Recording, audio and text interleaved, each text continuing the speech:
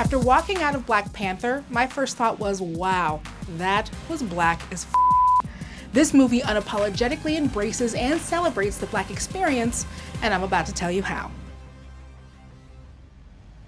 Wakanda is a fictional nation in Africa, but villain Eric Killmonger's story is the story of Black America. He represents the African diaspora, those of us who are descendants of Africa, but are now scattered in communities throughout the globe due to the Atlantic slave trade. Wanting to reconnect with his roots while still uplifting his American brothers and sisters is a dilemma that many African Americans experience. One benefit Eric has as a first-generation American is that he knows exactly which country to return to.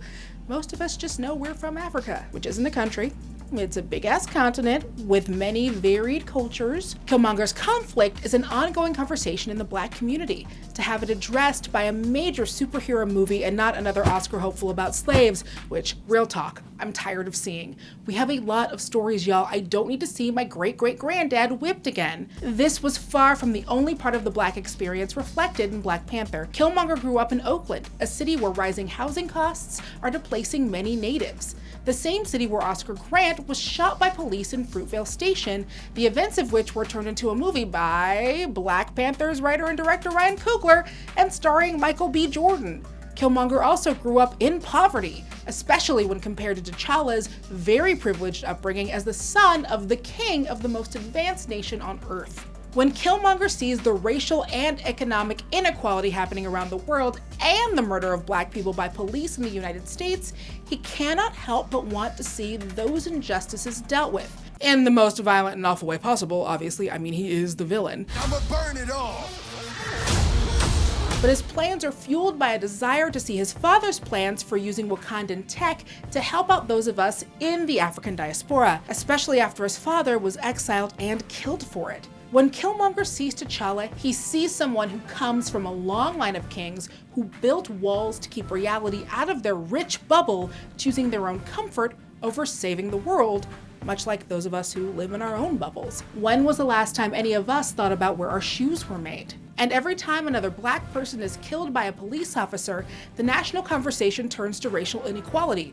For a minute. We may not have a physical wall yet, but our walls are just as invisible as Wakanda's, separating us from the suffering happening around us every day. Eric Killmonger is not only going after T'Challa, an individual ignoring the world around him, he's going after the system that creates those invisible walls, metaphorically. As all good villains do, he forces T'Challa to not only re-examine himself, but also to reconsider Wakanda's isolationist policy and the sins of his father. That primary sin being leaving Kid Killmonger unsupported in America, which leads to his further radicalization. Because if Eric had been adopted by a nice family with a big pool, we wouldn't have a movie. But Black Panther is not only celebrating what it means to be black in its depiction of these characters and the technological wonderland of Wakanda, but it's also looking dead on into what it means to be black and poor in the United States. Eric is a product of the system he grew up in, and like so many young men in his circumstances,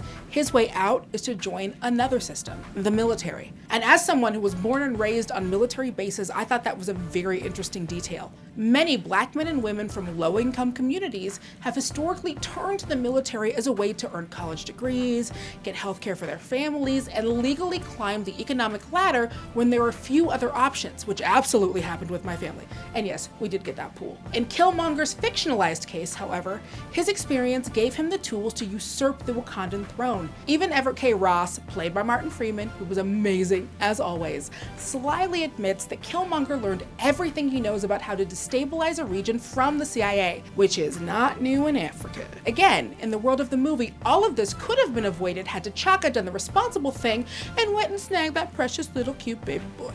This again reflects our real world. We all are in a moment where we're being called upon to examine and reconcile with the sins and mistakes of those who came before us. When T'Challa is faced with Eric, the physical embodiment of his father's failure, he chooses a way that is neither Killmonger's or T'Chaka's, that is neither violence or apathy. He builds a damn center. And you know, y'all know me. I love me a movie about a community center. That is what this entire movie is building to, that it's up to those of us with privilege to go back and reinvest in our communities. And that's what he does. As Black folks, we cannot depend on the whims of others, so we have to take care of each other. He starts by bringing in his super genius sister Shuri right back into the neighborhood Killmonger grew up in. Not with guns, like Killmonger wants, but with science. In many low-income communities, children grow up with their parents working 2-3 jobs to support them. Often, very little money is being pumped into schools in low-income neighborhoods, which can lead to overcrowded classrooms and fewer after-school programs. The kids at the Wakandan community centers will get opportunities to take control of their future that they may not have had otherwise. And the kids who watch this movie, both those whose parents can afford it and those who have had theaters booked out for them by very kind benefactors, will walk away wanting to learn more about science too. That's pretty great for a superhero flick. Speaking of Shuri, I can't talk about Black Panther without talking about the women of Wakanda. While representation of Black women in mainstream pop culture has been improving, darker-skinned women still aren't shown as often. I'm typically about as chocolatey as you're gonna get on screen.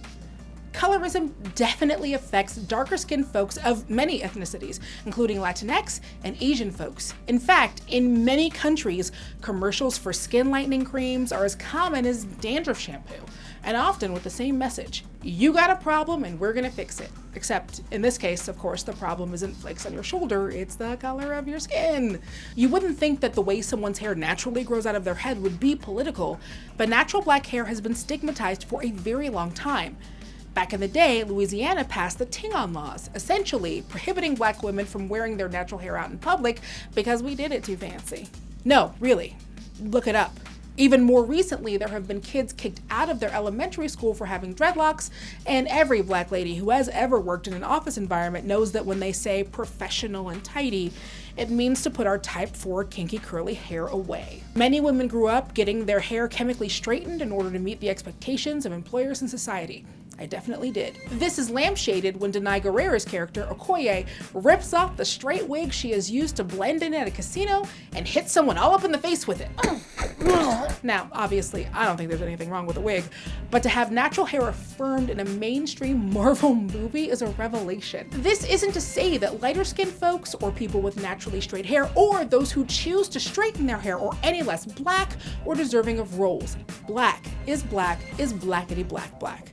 But it is very nice to see so many darker-skinned women with natural hair textures get a chance to shine on one of the largest platforms like ever.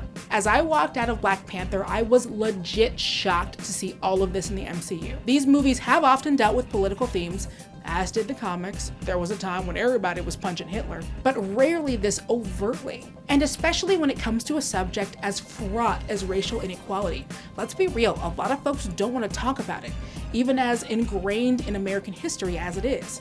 For a major popcorn blockbuster Disney Marvel movie to not only refuse to hide from that conversation, but to lean into it feels different from anything else we've seen. For such a movie to have the opportunity to inspire a real community in real time is a gift.